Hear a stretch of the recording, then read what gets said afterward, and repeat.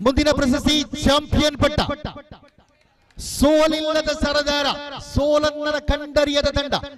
9 ಪಂದ್ಯಾಕೂಟವನ್ನಾಡಿ ಯಾವುದೇ ಪಂದ್ಯಾಟದಲ್ಲೂ ಕೂಡ ಸೋಲನ್ನ ಕಂಡರಿಯದ ತಂಡ. ಫೈನಲ್ ಪಂದ್ಯಾಕೂಟಕ್ಕಿಂತ ಮುಂಚೆ ಆಸೀಫ್ ರವರು ಒಂದು ಮಾತನ್ನು ಹೇಳಿದ್ರು, ನಾವು ಇಷ್ಟೆಲ್ಲ ಪಂದ್ಯಾಟ ಗೆದ್ರೆ ಫೈನಲ್ ಅಲ್ಲಿ ಸೋಲ್ತೀವಿ ಎನ್ನುವಂತಹ ಮಾತಿದೆ. ಬಹಳಷ್ಟು ಸಾಂಪ್ರದಾಯಿಕ ಮಾತಾಗಿತ್ತು. ಆದರೆ ಈ ಪಂದ್ಯಾಟದಲ್ಲಿ, ಈ ಕ್ರೀಡಾಕೂಟದಲ್ಲಿ ನಾನು ಖಂಡಿತವಾಗಿ ಅದನ್ನು ತಿದ್ದಿ ಬರೆಯುವ ನಮ್ಮ ತಂಡ. ನಾವು ಖಂಡಿತವಾಗಿಯೂ ಗೆದ್ದೇ ಗೆಲ್ತೀವಿ ಅನ್ನುವಂತಹ ಭರವಸೆಯೊಂದಿಗೆ, ಆತ್ಮವಿಶ್ವಾಸದೊಂದಿಗೆ ಆಡಿದಂತಹ ಒಂದು ತಂಡ ಅದು ರಾಯಲ್ ಕ್ರಿಕೆಟರ್ಸ್. ಚಾಂಪಿಯನ್ ಪಟ್ಟ ಈ ಮೈದಾನದ ಸುಲ್ತಾನರು. ಬನ್ನಿ ಮುಂಭಾಗಕ್ಕೆ ಈ ಪ್ರಶಸ್ತಿಯನ್ನು ನೀಡಲು ಬಿಬಿಕೆ ಸ್ಪೋರ್ಟ್ಸ್ ಕ್ಲಬ್ಬಿನ ಅಧ್ಯಕ್ಷರು ರಿಯಾಜ್ ಜೊತೆಯಲ್ಲಿ ಇನ್ನುಳಿದ ಎಲ್ಲ ಪದಾಧಿಕಾರಿಗಳು ನೀಡಿ ಗೌರವಿಸಬೇಕಾಗಿ ವಿನಂತಿಯನ್ನು ಮಾಡಿಕೊಳ್ತಾ ಇದ್ದೀವಿ.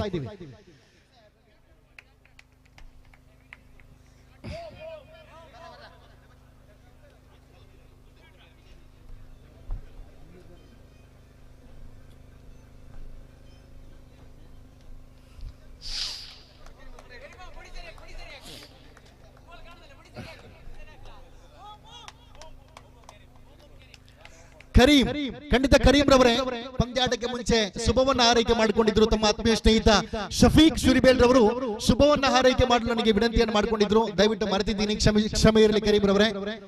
ಕರೀಂ ರವರ ಮಾಲೀಕತ್ವದ, ಆಸೀಫ್ ರವರ ನಾಯಕತ್ವದ ರಾಯಲ್ ಕ್ರಿಕೆಟರ್ಸ್ ತಂಡ ಚಾಂಪಿಯನ್ ಪಟ್ಟವನ್ನು ತಮ್ಮದಾಗಿಸಿಕೊಂಡಿದೆ.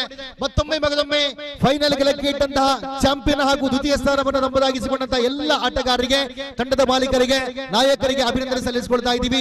ಸಮಾರಂಭದ ಮುಖ್ಯ ವೇದಿಕೆಯಲ್ಲಿ